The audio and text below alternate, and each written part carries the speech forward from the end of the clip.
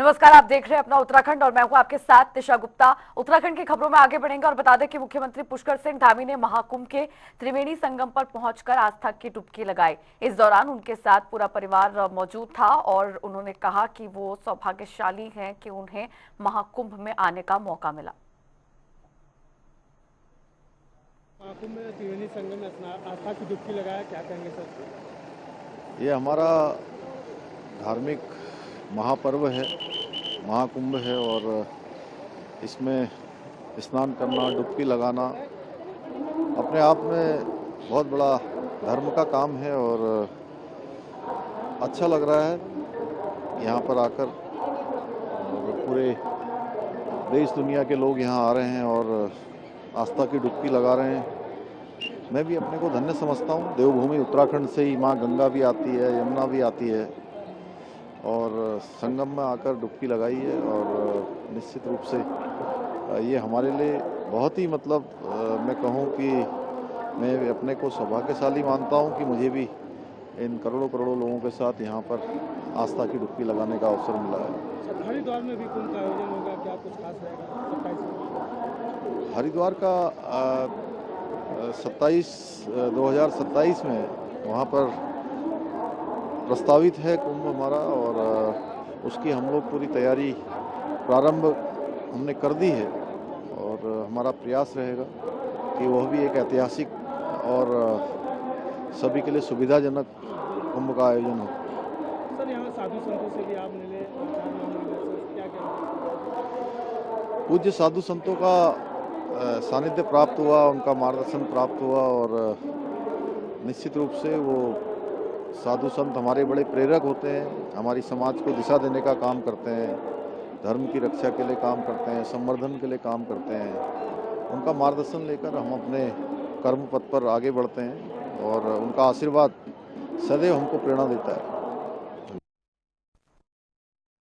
उधर आपको बता दें कि उत्तराखंड में राष्ट्रीय खेलों का आयोजन किया जा रहा है, जिसमें उत्तराखंड के खिलाड़ियों का अब तक का प्रदर्शन शानदार रहा है। तो वहीं इसको लेकर मुख्यमंत्री पुष्कर सिंह धामी ने कहा कि पिछले राष्ट्रीय खेलों के मुकाबले इस बार उत्तराखंड के खिलाड़ियों ने बेहतर प्रदर्शन किया है, साथ ही कई मेडल भी अपने नाम किए हैं। आगे उन्होंने कहा कि इस आयोजन ने उत्तराखंड के खिलाड़ियों को खेलों में मुकाम हासिल करने के लिए नई दिशा प्रदान की है।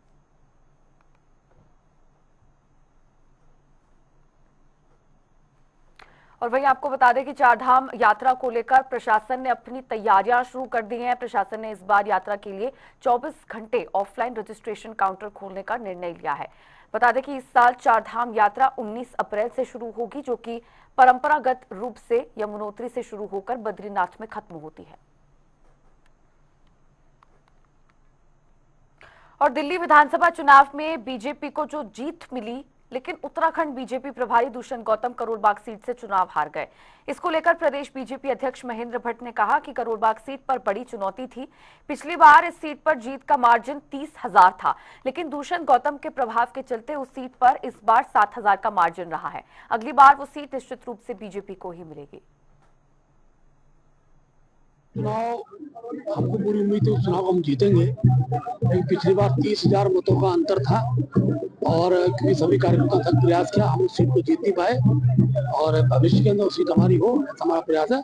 जहाँ तक दुष्यंत जी हमारे बहुत वरिष्ठ नेता हैं और चुनौतीपूर्ण सीट पर जब किसी वरिष्ठ नेता को लड़ाया जाता है तो दोनों प्रकार स्थितियां बनी रहती हैं, लेकिन दुष्यंत जी का वो प्रभाव था कि 30,000 की जो हार के मार्जिन था वो हम 7,000 को लाए। भविष्य में वो भारतीय जनता पार्टी की। और अगली खबर हरिद्वार से है, जहां पंत द्वीप मैदान में झुग्गी झोपड़ियों में भीषण आग लग गई, जिससे कई झोपड़ियां आग में जलकर राख हो गई। दरअसल जैसे ही स्थानीय लोगों को आग लगने की सूचना मिली तो फायर ब्रिगेड को इसकी सूचना दी गई, जिसके बाद फायर ब्रिगेड ने मौके पर पहुंचकर आग पर काबू पाया।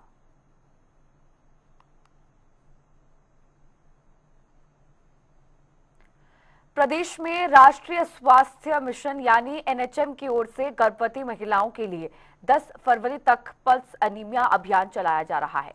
इसके तहत गर्भवती महिलाओं को अनीमिया से मुक्त करने का काम किया जा रहा है। इस पर जानकारी देते हुए एनएचएम की मिशन निदेशक स्वाति सिंह भदौरिया ने कहा है कि गर्भवती महिलाओं को समय पर अनीमिया का उपचार न दिया जाए तो प्रसव के दौरान उनकी जान पर खतरा हो सकता है।